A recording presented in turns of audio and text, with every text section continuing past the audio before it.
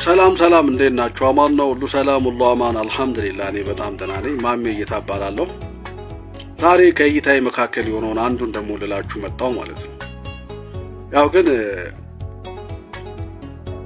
ይግባን አይግባን አላቅም። ከተፖሰተ ፎቶ ስር ኮሜንት የምታረጉ ሰዎች በጣም ነው የምትገርሙኝ ማለት ነው። በጣም ለምን የማንም መደበሪያ ትሆናለህ አባ? የለም እኮ ሰውየው አባ እዛ ቦታ ላይ የለም። እና የማንም መደበሪያ አትሁኑ። ከተፖሰተ ፎቶ ስር ኮሜንት አታርጉ። ላሽ በል በቃ ዝለለው።